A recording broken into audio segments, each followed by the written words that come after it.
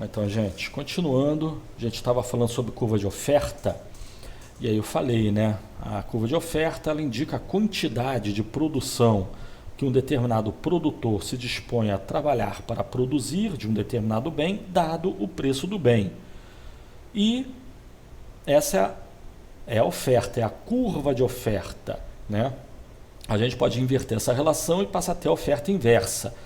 Em vez da gente ter o quanto que o produtor se dispõe a produzir a cada nível de preço, a gente passa a ter o preço que o produtor cobra no mínimo para produzir uma certa quantidade do bem, né? E aí foi o que eu falei, por vício de linguagem, não sei por que tem esse vício, mas normalmente todo livro de economia, micro, podem vasculhar a internet que vocês vão ver que sempre se fala em oferta, que é o modelo à direita, mas se apresenta o gráfico à esquerda, que é o gráfico da oferta inversa, tá? Mas é coisa de menor importância, mas é interessante chamar atenção para isso, tá? Especialmente porque sempre que se fala em curva de oferta, se pensa um gráfico como da esquerda. Uma vez você pode se deparar com o gráfico da direita e sua cabeça vai entrar em parafuso, né? Ué, que curva de oferta é essa? Na verdade, a curva da direita é a curva de oferta de fato. A da esquerda é a curva de oferta inversa, tá bom? E com relação à oferta, a gente tem o quê? Tanto oferta quanto oferta inversa, a gente tem o quê? Que diferentes produtores possuem diferentes estruturas de custo e diferentes curvas de oferta. Sei lá como for, a gente pode relacionar o preço do produto com relação à quantidade, o preço cobrado pelos produtores. A gente pode relacionar o preço mínimo cobrado pelos produtores com a quantidade produzida e outras variáveis, ou pode inverter essa relação, botar a quantidade produzida, né, que é a curva de oferta efetivamente, como função do preço do bem no mercado e outras variáveis, né? Então a gente teria o quê? Outras variáveis explicativas, né? Definindo a oferta de um determinado produtor de um determinado bem. Aí isso aqui que eu vou falar também é válido lá para a curva de demanda, né? Se eu não me engano, eu não chamei atenção para isso. Mas a gente tem o quê? A gente pode ter o caso da curva de oferta inversa, que seria o quê? O PO, o preço ofertado, que seria o preço mínimo que os ofertantes cobram para produzir e vender o produto, ele é igual a essa expressão aí, né? Parece que é complicada, né? Mas é só para chamar atenção. Depende, o preço cobrado depende da quantidade e vamos dizer que depende da temperatura também, né? No caso aí eu botei oferta de morangos. Imagina que você tem um pequeno produtor de morango, ou grande que seja, e produzir morango é um produto agrícola e é um produto que depende de clima frio, né? Por um acaso, pode pensar outros produtos aí também, né? O objetivo é só chamar a atenção que o preço cobrado por um produto não depende só da quantidade produzida, depende de outros fatores. É só isso que eu estou querendo dar a entender, né? E aí a relação seria essa. E, dada essa relação, a gente tem o quê? Que se a quantidade produzida for 5 e a temperatura aí, medida em graus Celsius fosse 20, então o preço cobrado aí por caixa ou por quilo ou por tonelada de morango seria aproximadamente 7,84, né? Se o clima ficar mais caro, então para produzir a mesma quantidade, se o clima ficar mais caro, se o clima ficar mais quente, se a temperatura aumentar, então para a mesma quantidade produzida, acaba que o preço mínimo cobrado pelos produtores aumentaria. Por quê? Porque ficaria mais difícil produzir, né? Eles iam ter que adotar medidas para combater o calor, né? E essas medidas envolvem custos, então o aumento da temperatura, no caso, representa mais custo de produção, então para produzir a mesma quantidade de bem de antes, o preço cobrado deveria ser maior, tá? O objetivo é só chamar atenção para que existem outras variáveis explicativas, mas e essa relação de preço como função da quantidade e outras variáveis, a gente pode inverter ela, né? A gente passa a ter a curva de oferta efetivamente. Então a quantidade ofertada pode ser uma função do preço e das outras variáveis explicativas. Dado o preço do bem, quanto maior a temperatura em graus Celsius, no caso, pensando produção de morangos, né? Menor seria a quantidade ofertada, né? Então, por exemplo, se o preço da caixa, do tonelada, do quilo do morango fosse 15 e a temperatura fosse 25 graus Celsius, então a quantidade ofertada seria de 7 unidades, quilo, tonelada, caixa, pense a unidade se quiser. O preço e a quantidade são medidos na mesma unidade de medida, né? Ou caixa, ou quilo, ou tonelada, pense o que você quiser. Mas enfim, a quantidade ofertada depende tanto do preço quanto da temperatura, ou outras variáveis. Mas a gente pode realizar essa alteração, né? Preço como função de quantidade ou quantidade como função do preço. Mas uma coisa que logicamente não pode ser feita, mas é útil chamar a atenção, é a gente botar a temperatura, o clima, né, como função do preço e da quantidade produzida. Não, isso aqui não tem o menor cabimento, isso aqui não existe, né? A gente pode botar o preço que o produtor cobra como função da quantidade produzida e outras variáveis.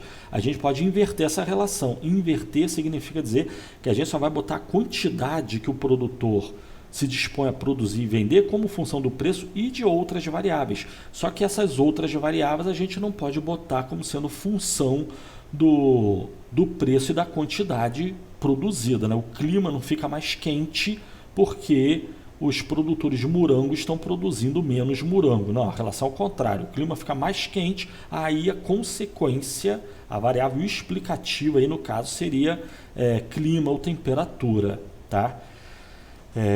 E uma observação similar poderia ser feita lá na curva de demanda que eu não fiz, tá bom? Mas enfim, só chamando a atenção, oferta inversa, e existem outras variáveis que impactam tanto a oferta quanto a oferta inversa, tá? E a gente está falando em termos de oferta individual, né? Mas aí foi o que eu falei, são diferentes produtores em diversas diferentes condições, diferentes estruturas de custo, diferentes produtores cobram um preço mínimo diferente, tem gente que pode cobrar menos e ainda está no lucro, tem gente que cobra mais e talvez nem esteja no prejuízo, né? Tem gente que vai cobrar um preço baixo e esse preço já está acima do valor mínimo do custo total médio. Outros produtores vão cobrar mais caro e ainda assim esse preço vai estar abaixo do valor mínimo do custo total médio desse outro produtor, né? São diferentes produtores em diferentes condições. Mas se a gente somar a oferta individual de todos os produtores, a gente vai chegar ao que é conhecido como curva de oferta de mercado ou curva de oferta inversa de mercado, tá certo? E nessa curva de oferta, vamos pensar na oferta inversa. Se eu ficar falando oferta e oferta inversa, considere como sendo sinônimo, tá? Oferta e oferta inversa. Embora em alguns problemas seja necessário considerar a curva de oferta, em outros problemas seja necessário considerar a curva de oferta inversa. Vamos fazer uns exercícios sobre isso, né? Mas enfim, vamos ver a curva de oferta inversa de mercado. A gente tem o quê? Que para vender a primeira unidade produzida, digamos, hipoteticamente, que é o nível de preço P1, você tem um produtor, vamos dizer, o produtor A, né? PA seria a curva de oferta do produtor A, né? Poderia botar P1, mas iria confundir ali com o preço inicial, né? Vamos dizer, ao preço 1, ao nível de preço 1, tem um produtor que se dispõe a produzir a primeira unidade e na medida que o preço suba, esse produtor se dispõe a produzir cada vez mais desses bens, né? Uma quantidade cada vez maior. Porque a curva de oferta inversa e oferta pura é positivamente inclinada. Mas na medida que o preço vai subindo, o que acontece? Acontece que ele vai chegar, digamos, ao nível de preço P2. E daí que é o nível de preço P2, a gente passa a ter um segundo produtor, vamos dizer o produtor B. Ele passa a produzir a primeira unidade também. E se o preço subir mais ainda, tanto o primeiro quanto o segundo produtor passam a produzir quantidades cada vez maiores. Mas cada um deles tem a sua própria curva de oferta individual. Cada um deles tem um valor mínimo que ele se dispõe a cobrar para produzir uma determinada quantidade do bem, uma unidade que seja. Não obrigatoriamente é uma unidade. Tem firma que, para começar a produzir já tem que ser uma quantidade grande, outra firma para começar a produzir, já pode ser uma quantidade menor. São diferentes produtores em diferentes condições, tá? Mas na medida que o preço for subindo acima de P2, vamos dizer que ele chegue a P3, um preço alto já, ao nível de preço P2, ao nível de preço menos que P1, ninguém produz. Ao nível de preço P1, o produtor A começa a produzir. Se o preço vai subindo, o produtor A vai produzindo mais. Chega ao nível de preço P2, o produtor A continua produzindo e o produtor B passa a produzir também. Subindo o preço acima de P2, esses dois produtores que já produzem passam a produzir cada vez mais, até chegar ao nível de preço P3, onde agora tem um terceiro produtor que passa a produzir também. Esse nível de preço P3 é igual ao valor mínimo do custo total médio desse produtor C, tá? O nível de preço P1 é o valor mínimo do custo total médio do produtor A. Ao preço P1, o produtor C não tem condição de vender nada, ele sai do negócio, né? Ele só toma prejuízo, e o produtor B também. Ao nível de preço P3, os três produtores podem produzir, sendo que o produtor A já está obtendo um lucro enorme, né? Já está lucrando, está no lucro econômico. Se o lucro é enorme, eu não sei, mas está acima do normal, com certeza. Ao nível de preço P3, o produtor C começa a produzir obtendo lucros normais, comum. Ele está praticamente recebendo um salário para produzir o que produz.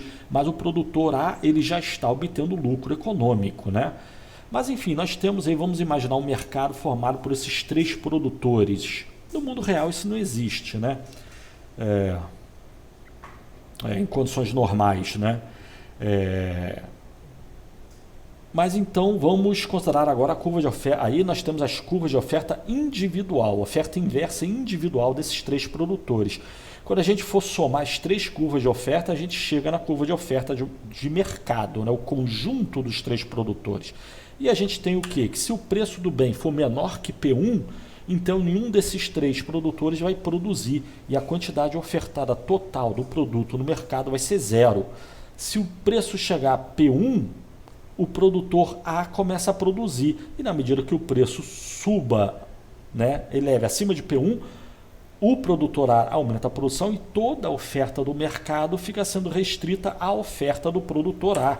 Então, ao nível de preço P1, o produtor A produz a primeira unidade do bem e na medida que o preço suba, o produtor A aumenta a sua produção. E a oferta individual do produtor A representa toda a oferta de mercado, até que o nível de preço chegue ao nível, até que o preço do bem chegue ao nível P2. Ao nível P2 a gente tem o quê? Que o produtor A continua produzindo, só que o produtor B passa a produzir também. E com isso a gente passa a ter uma curva de oferta de mercado que sofre um deslocamento. Por quê? Porque agora a curva de oferta de mercado vai incluir toda a oferta do produtor A mais a oferta do produtor B. Na medida que o preço do bem suba acima de P2, são dois produtores aumentando a quantidade produzida, né? Então a curva de oferta de mercado também cresce e tentei botar uma inclinação ali um pouco mais elástica, né? Mais deitada, mais plana, ligeiramente mais plana. Não sei se dá para ver graficamente. Mas a curva de oferta de mercado agora cresce em função do aumento na produção de dois produtores. Isso até que o preço chegue ao nível P3. Aí os dois produtores iniciais continuam produzindo e o produtor C passa a produzir também. Com isso, a curva de oferta de mercado dá um novo deslocamento para a direita, né? Agora a curva de oferta de mercado vai ser a soma das ofertas individuais desses três produtores. O produtor A, no caso, é o que mais produz e está obtendo lucro econômico ao nível de preço P3. O produtor B é o que menos produz e o produtor C vai começar a produzir agora. O lucro econômico dele é nulo, né? Mas na medida que o preço suba acima de P3, os três produtores aumenta o seu nível de produção. Somando a quantidade produzida pelos três, nós vamos ter a oferta de mercado também crescente. No caso aí ela está ligeiramente mais plana, tá? Indicando que a mesma variação de preço, agora é um aumento de produção é muito maior, o aumento da quantidade produzida é muito maior. E aí essa curva, simplificadamente, é a curva de oferta de mercado. PA, PB, PC é a oferta individual dos produtores ABC, é o preço mínimo que cada um deles cobra para produzir o bem. PM seria a curva de oferta de mercado, né? É o preço mínimo que o mercado, esses três conjuntamente, cobram para produzir o bem. Na medida que o preço suba, a quantidade ofertada total de mercado vai aumentando, tá? Mas isso é considerando 3 produtores, né? E logicamente que um mercado com 3 produtores é algo meio irreal, né? Na realidade, não tanto, mas não é o normal, não é o comum, né? Aí vamos ver o caso de mais produtores, mas deixa para o próximo vídeo, vamos parar aqui agora. Valeu, tchau.